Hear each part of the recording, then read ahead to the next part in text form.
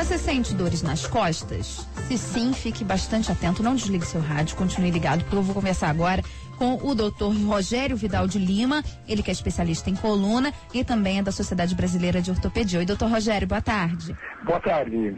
Temos aqui a informação de que a escoliose atinge 5% da população mundial. Como é que a gente pode caracterizar a escoliose? Qualquer dor de coluna é escoliose, doutor? Não, na verdade a escoliose é caracterizada por um desvio de lateralidade da coluna. Como é isso? A pessoa, quando a gente olha as costas da pessoa, a gente percebe na coluna um desvio. Ou uma outra queixa comum é uma diferença na altura dos ombros, né? Isto já são sinais indiretos da escoliose. E a pessoa, e pode ser tanto na região lombar ou então na parte mais acima da coluna? Pode ser na região torácica, né, que a gente chama que é na parte mais acima, na própria região cervical, a escoliose já pode começar na região cervical, né, e na lombar. Mais comum, ela se apresenta na transição entre a coluna torácica, a parte do tórax, e a região lombar. E isso é provocado por quê, professor? Pode ser uma coisa genética ou é a nossa postura que contribui para o aparecimento da escoliose? Então, várias causas, né? A escoliose não é uma doença única, na verdade ela é caracterizada, assim, depende da faixa etária que acontece. Então nós podemos ter uma escoliose congênita, ou seja, a criança já nasce com essa escoliose, né? Ou, comumente, a escoliose do adolescente, que é naquela faixa entre os 12 e 13 anos de idade, né? Que ela não tem uma causa definida, e até mais tarde a escoliose degenerativa, que é causada pelo próprio envelhecimento. E aí a gente tem esse desvio de lateralidade na coluna.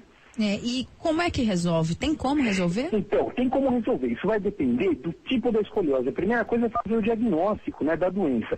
Então, por exemplo, na fase do adolescente, é onde é que a gente vê os maiores problemas, né, muitas vezes a gente usa um colete para tentar melhorar ou às vezes até corrigir. Quando não é possível, a gente corrige através de uma cirurgia. Na escoliose congênita, quando a criança já nasce com esse tipo de doença, muitas vezes é necessária uma correção cirúrgica. E na pessoa, no idoso ou na pessoa mais velha, onde a gente tem a escoliose, muitas vezes o tratamento com fisioterapia, a reeducação postural já são suficientes para melhorar essa curvatura, não corrigir, mas melhorando a sintomatologia, muitas vezes se resolve o problema do paciente. Além de fisioterapia, alguma atividade física pode colaborar, mas também pode ter algum risco aí se a atividade física não for bem orientada, né? O problema da atividade física é assim, o que a gente recomenda, todo mundo tem que fazer ginástica. Atividade física é uma coisa fundamental, igual comer, a pessoa tem que fazer uma atividade física. O que a gente precisa adequar é a atividade física para aquela pessoa que é portadora de uma doença ou da própria faixa etária da doença. Então, a atividade física é benéfica, mas a gente precisa adequar. E a correção da escoliose, né, nesses casos onde a gente indica atividade física, ela vai depender do tipo de problema que a pessoa está apresentando. Então, às vezes, uma atividade física mais forte, ou às vezes uma atividade física mais leve, dependendo do problema que o paciente apresenta. Quem está sentindo dor nas costas está sentindo dor nas costas, né, professor? Não sabe muito bem, assim, avaliar, claro, é um médico que tem que fazer isso. Mas a gente pode fazer uma diferença entre a escoliose e, por exemplo, problemas musculares nas costas? Sim, com certeza. A grande maioria das dores nas costas são problemas musculares, não são escoliose. Um dos problemas que nós temos na escoliose, na verdade, principalmente a escoliose do adolescente, é que ela é uma doença surda, ou seja, ela não causa dor. Então, não necessariamente a dor caracteriza a escoliose. O que a gente tem que fazer é sempre assim. Quando a pessoa tem dor, ou muitas vezes nos casos dessas crianças, os pais observarem, quando existe notarem algum tipo de diferença, ou uma dor, procurar sempre um médico, e normalmente um médico ortopedista, que vai ser o mais indicado para poder fazer o diagnóstico inicial.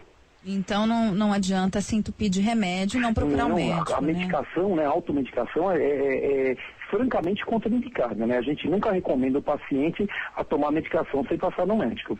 Tem um tipo de escoliose, a idiopática, que é muito comum em adolescentes, né, professor? O senhor estava falando sobre isso também. O senhor acredita que com o uso constante dos computadores, dos videogames, isso acaba se tornando um problema maior? Na verdade, a gente não sabe, né? O próprio nome é definição idiopática, a gente não sabe qual é a causa, né?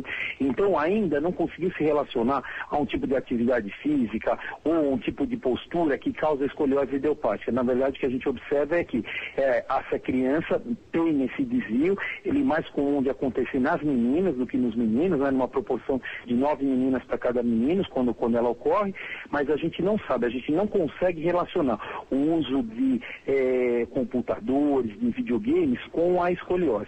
O que a gente sabe é que assim, o uso muito grande dos computadores e dos videogames leva a uma diminuição de atividade física e às vezes acabam levando à dor do paciente, mas não necessariamente a escoliose. Não dá para relacionar ainda essas duas coisas. E para quem vai acabar precisando passar pela cirurgia, o médico chega à conclusão de que a intervenção cirúrgica é necessária. Normalmente é uma cirurgia muito complicada, com uma recuperação difícil ou não, professor, doutor? Então, isso novamente nós vamos cair naquele que eu te falei, no tipo da escoliose, né? Então, muitas vezes, na escoliose da pessoa com mais idade, você opera para fazer uma descompressão nervosa, às vezes a pessoa tem uma dor nas pernas, existe uma compressão de algum nervo. Então, você vai fazer uma cirurgia pontual, ou seja, naquele local onde está o problema, para tirar essa compressão nervosa. A gente muitas vezes não visa a correção do problema. Já numa escoliose do adolescente, que é a mais comum que a gente fala em correção da escoliose, são cirurgias grandes, né? Com uma recuperação mais lenta. Mas assim, normalmente esse tipo de paciente, quando submetido à cirurgia, a cirurgia correndo tudo bem, 2 dias depois já está andando, fica de 4 a 5 dias internado, né?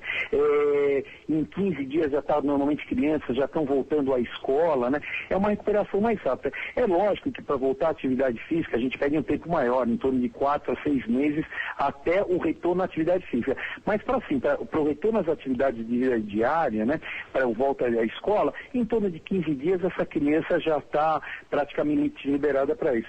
E retorno à marcha, em 3, 4 dias no máximo, a criança já está andando novamente. A fisioterapia que pode ser um pouco mais longa, né? Exatamente. Aí nós entramos num período de reabilitação, né? E muitas vezes a gente faz uma fisioterapia por às vezes 2, 3 meses, novamente com a reeducação postural global, que é o RPG, que funciona muito bem nesses casos.